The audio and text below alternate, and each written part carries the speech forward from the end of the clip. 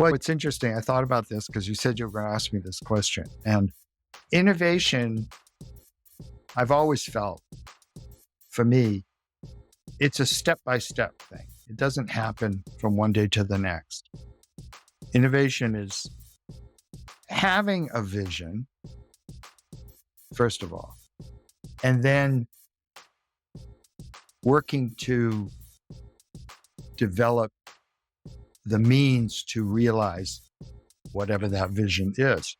And then one thing I always found in the studio was that I'd be working on a series, or I'd be in a certain place in my work. And these objects that I was making, these textile constructions that I was making, were exactly what I could do at that moment. They were exactly what I had the capability to do at that moment.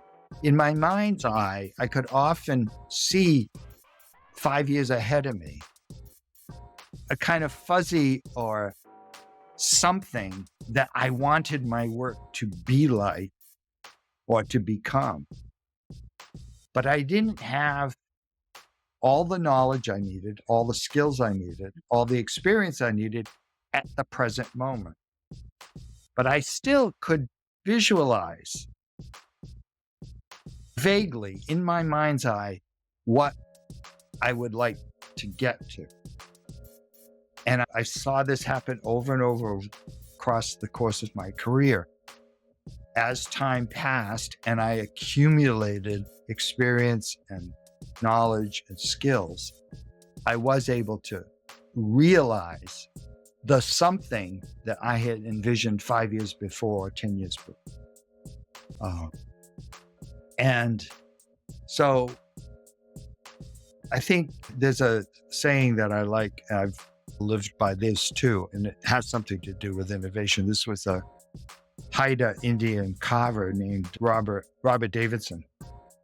And he said, the only way to carry on tradition is to keep inventing new things.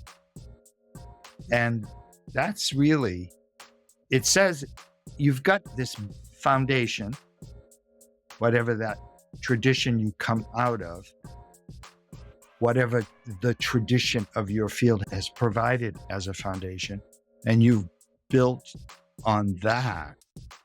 And at some point, if you're persistent, if you're disciplined, if you're smart, if you've got all your senses open, you'll make a breakthrough.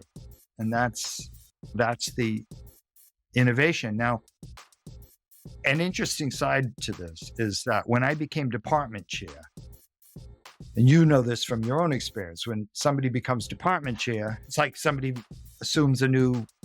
becomes the senator from the state of Nebraska or Iowa, or the new president-elect. They start coming up with ideas. I want to do this, or let's do this. And you get a faculty group around you at weekly or monthly faculty meeting, and as I did, you say, well, I'm thinking, how do you feel about X? We try this to help boost enrollment. And you've got always 2 or 3 who will say, and I had 2 in particular who almost unfailingly said, oh, no, we tried that years ago. No, we did that already. No, doesn't work. We tried that years ago. And that's an innovation squasher right there.